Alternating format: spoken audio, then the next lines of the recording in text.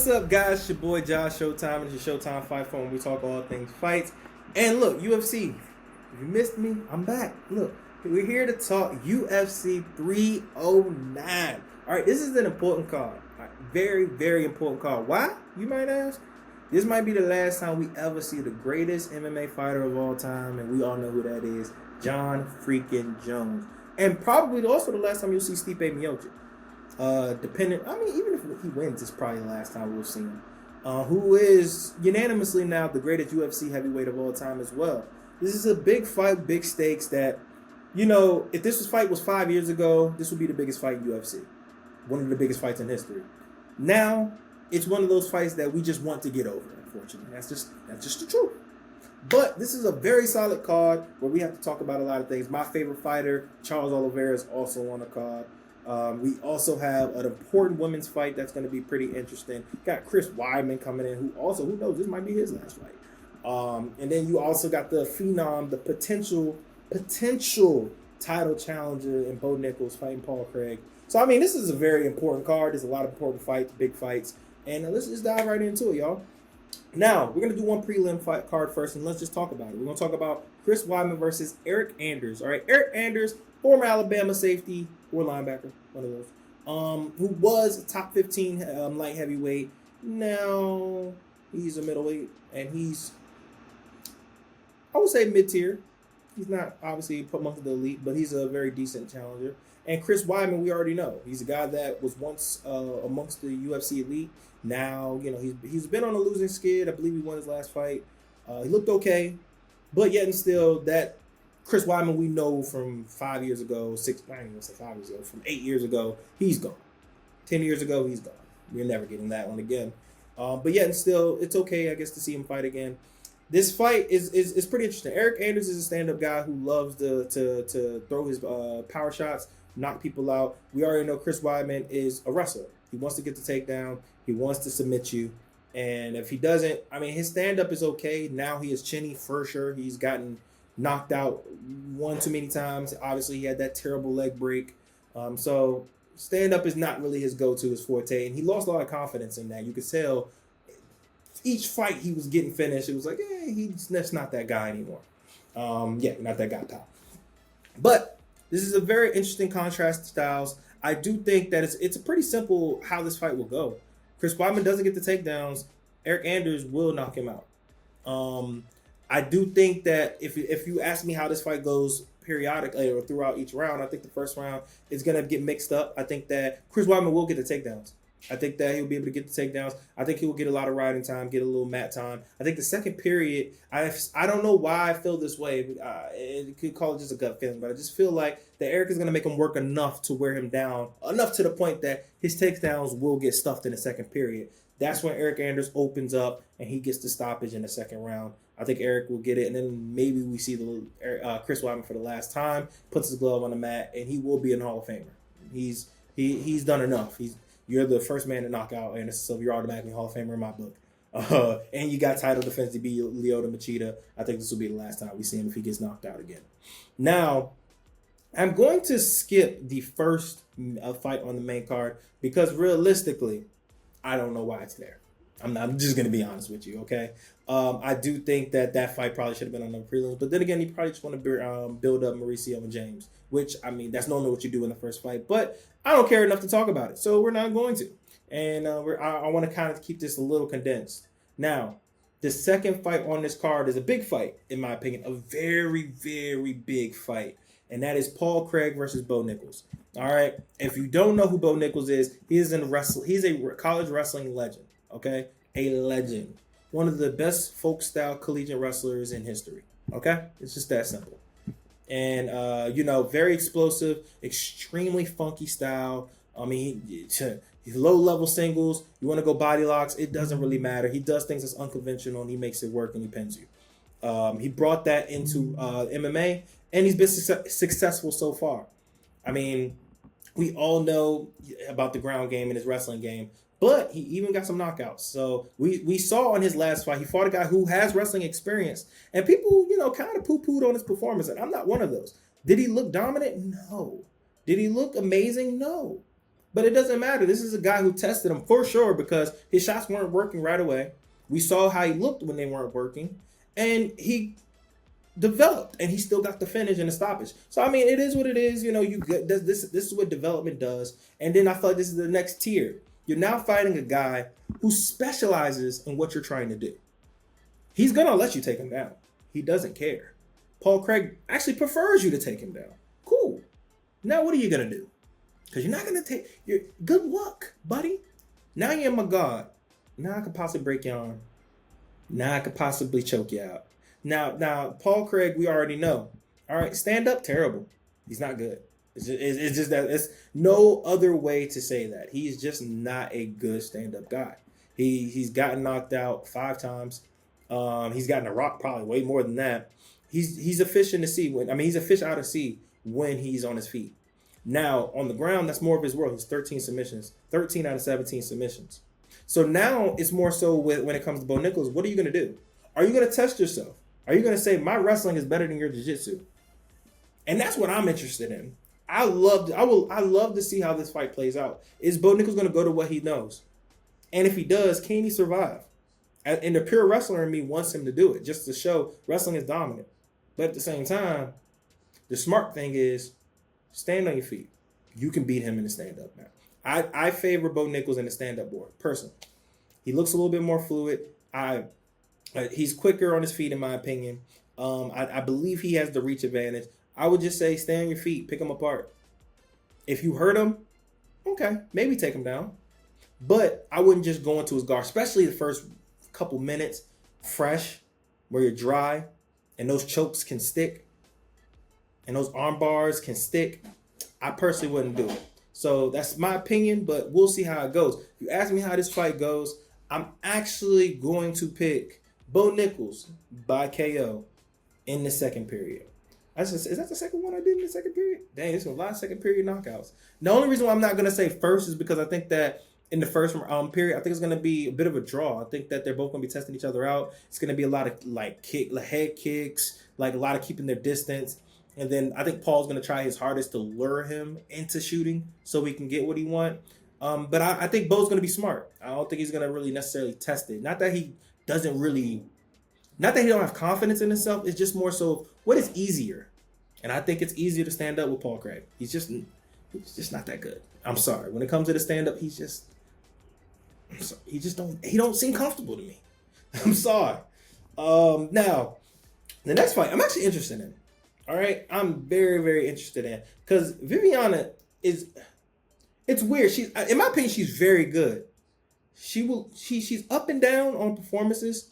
However, she's the type of fighter that tests if you are that girl or not. If you can dominate her or beat her, it shows that you're good enough to possibly fight for a title. You're at least amongst the elite upper echelon. If you struggle or if you lose, it kind of shows you're not there yet. And it sucks to call her a gatekeeper, but that kind of is what she is. However, she's very solid, man. She's a big girl for that division. She can wrestle you. She could beat you up. And once she takes you down, good ground and pound. She's a very solid fighter. Now she's fighting Karine Silva, who I believe only has one loss.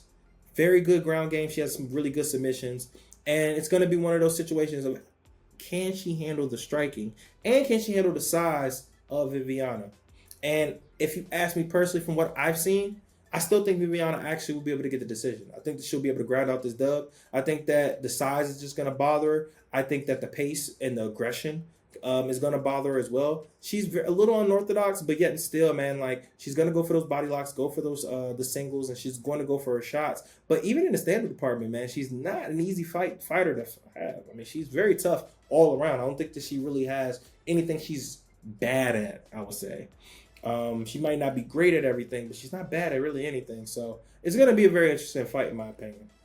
Now, the co-main event. This fight's going to hurt my soul because, like I said, Charles Oliveira is my favorite fighter. All right, I know for a person that does these kind of commentating, got to be unbiased, and I try to be unbiased as possible, even for the people who I genuinely do like. And Charles Oliveira has been that guy. He's been my guy since day one. He's been in the UFC, which was 12 years ago. So it sucks because this is going to be a very tough fight for him. He barely won the first time they fought, but this is going to be a rematch between him and Michael Chandler.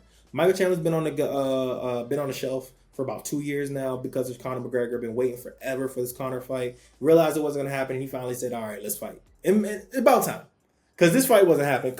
Conor probably ain't fighting again, man. And if he does, he's losing. Whoever he's fighting, he's losing. His career's over. So it's fine. It's good that he's moved on. And also, I forgot to mention, this could also be one of the last times we see Chandler. Chandler's up there in age too. What is he? 39? What is he? 38? He's up there in age. So, I mean, if he's not fighting for the title anymore and he's not fighting Conor McGregor, it's kind of one of those, well, what else are you fighting for now? You know, at this point, you know, be a father, be a husband, be a trainer, whatever it is. But then again, maybe he just loves getting his head not beaten. Who knows? I don't know. I don't understand fighters sometimes. But yet still, we already know this is a rematch. This is a tale of two stories. The first period, Michael Chandler won pretty handedly. He got caught into a submission, but then he was able to get out, and then he was able to hurt Charles Oliveira and almost get him out of there. And then we know what happened in the second period. He got caught with a perfect left hook, and night. So now it's what's happening now. These are two of the most exciting fighters in the division. This fight is going to be fun. We know what Oliveira is going to do. Oliveira is all about crash course. You want to talk about a crash out? He's a crash out. That is what Charles Oliveira does. From the beginning of the fight to the end of the fight, he's coming to fight. He's trying to fight. He's trying to choke you out. He's trying to knock you out. That is going to happen. And now we know with this newfound confidence that he's had for these past few years that this has just been a different version of him. Even when he's hurt, he knows, hey, okay, I'm hurt. What are you going to do about it? You going to stop me? Good luck. Only person that's been able to do that is Islam. So, you know, it's one of those confident factors is why he's been so good now. But Chandler is a different animal, man. He has power. He can knock Charles Oliveira straight to sleep. And Michael Chandler is also chinny. As we know, he's been knocked out several times. So it's one of those, who's going to strike first? This fight will not go to distance. Charles Oliveira fights really never go to distance. Rarely ever do they go to distance. And it's funny saying that because last fight did, but if it wasn't for the short scandal, it probably wasn't going to distance either. Somebody's getting knocked out. It's that simple. Either Charles is getting knocked out or Michael Chandler is getting knocked out. You're going to have to pick your flavor, okay? If you ask Josh, who you putting your money on today? I'm saying that Charles Oliveira is going to get the KO. I think that Michael Chandler is going to blow his wad. I think that he's going to have ring rust or mat rust or whatever it is. He's going to be throwing big. He's going to miss. He's going to get tired. And Charles Oliveira is going to swarm him, whether it's by knocking him down, then choking him, or just knocking him out in general. But I think Charles Oliveira is going to get the KO victory. And it's going to be impressive enough to get a title shot after that to whoever wins between Terziukian and Islam. So, yeah. And that's not the bias in me, because once again, I can very well see Michael Chandler shutting his lights out and then Michael Chandler getting a title shot next. To me, it's a coin flip. It depends on which Oliveira shows up. And, yeah, it just goes from there. Now, the main event, the fight we're all here for. The fight that, I mean, it is what it is kind of fight. And that is Jon Jones versus Stipe Miocic. Stipe's 42. Has not fought in what? 4 years? When was the last time Stipe fought? Let's look this up. He has not fought in 3 years. Okay? He's fought 2021, and we already know what happened in that fight. He got whooped, destroyed, utterly mutilated by Francis Ngannou. Like, it wasn't even close. It was a very bad fight. He has not won in 4 years. And that was to Daniel Cormier. Now we're talking about 3 years later. He's 42 now. To be honest with you, he has nothing to lose. If Stipe Miocic loses this fight, everybody knew this was coming, because at the end of the day, he is 42 years old. You got knocked out your last fight, and you're fighting Jon freaking Jones. We expect you to lose. So he has fighting with nothing to lose. He has everything to gain. And I think that makes for a dangerous guy, especially at the heavyweight division where there's nothing but power punchers. And Stipe has power. He can knock out anybody. But you're also fighting Jon Jones. For as crazy as this man is, he's probably the smartest fighter in UFC history.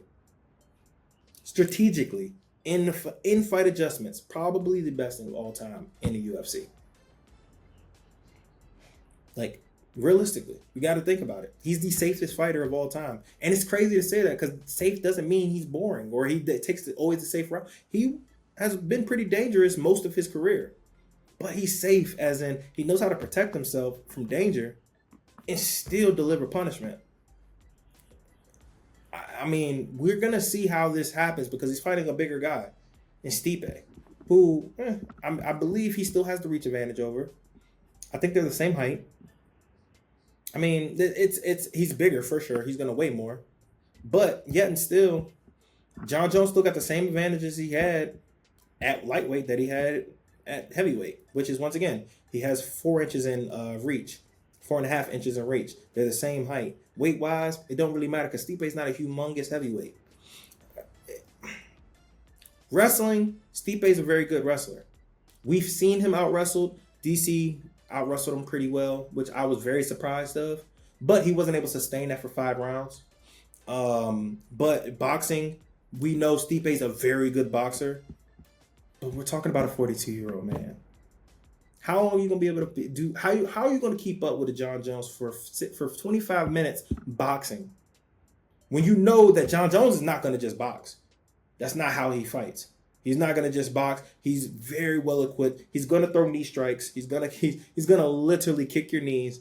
He's going to throw axe kicks. He's gonna throw knees. He's gonna throw hooks. He's gonna throw jabs. He's going to throw elbow jabs. Like, that is just what he does. He's going to shoot.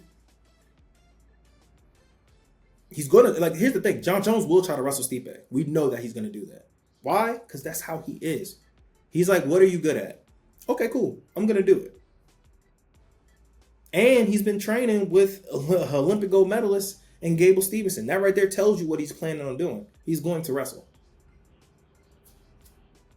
And we've seen how Stipe is when he's being wrestled and he's down. He's not that good.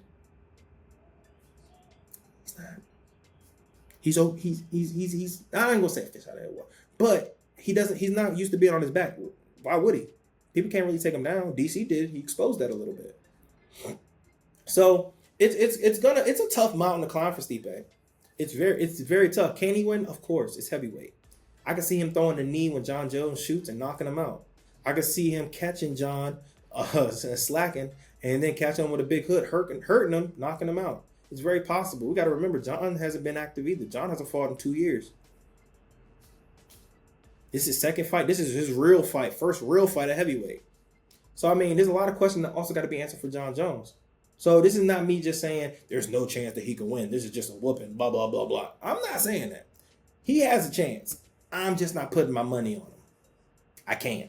I can't put my money on Stipe Miocic. If he does, it'd be a hell of a victory, and I hope he retires and stop holding up the division. Let Talma Aspinall get the championship, and let's actually see the real heavyweight king. But Jon Jones is going to win this fight. I can't doubt the man who's never lost. I can't put my money on a man who hasn't fought in 3 years, and in that fight, he got knocked the hell out to the point that I thought he tore his ACL. I cannot. I haven't seen enough of Stipe. I know he's gotten older. He ain't even speaking English anymore. He's going to be the slower of the two. I don't think his cardio is going to be as good as as Jon Jones. I don't think the wrestling is going to be there. I don't think Jon Jones will be able to take him down initially. I do think he'll be able to stuff some takedowns. However, I think that even him attempting it will wear him down to the point that he eventually does take him down a couple times and be able to wear him out. And I think Jon Jones is going to get a TKO stoppage. Whether it's through takedowns and ground and pound, or whether it's hurting him on the feet and then getting him down and then finishing him. I think that Jon Jones is going to get a finish by the 3rd round, and it's going to be in still. And Jon Jones is going to retire. I think there's 2 options for Jon Jones. He's either going to retire and he'll never fight again, or he's going to find a way to fight Alex Pereira. Those are the only 2 options. There is no other option. And yeah, that's how I see that fight going. Y'all tell me what y'all think and how y'all think this fight going to go play out. How do we feel? Y'all? I mean, we all know Jon is ducking Tom Aspinall. It's not even a question to ask, but I kind of understand it. Why take that fight when you're really out the door? There's no need to take a young and up-and-comer. It doesn't do that much for your legacy. Fighting Alex Pereira, it does. People going to say it does nothing. He's a lightweight, blah, blah, blah, blah, blah. It does. That's another name of a guy who's a 2-division world champion in your former division And also, you aren't like the biggest heavyweight. He's not the biggest heavyweight. Y'all kind of the same, around the same size. It's a decent name to add on your legacy. I see it. I can see it. And I get why you wouldn't want to fight Tom Aspinall. I personally wouldn't either. I would retire before fighting Tom Aspinall if I was John Jones. I have all to lose, very little to gain. For y'all entertainment, nope. But as always, man, follow me on social media at Papa Showtime, John Showtime. Tell me how right I am. If you use any of my predictions for ET of your tickets, man, hit my Cash App, man. Showtime Sanders right here. I appreciate y'all, man. Love y'all. Thank y'all for the support. Continue to support. Continue to share. And I'll see y'all next week. And we're going to recap everything, baby. All right.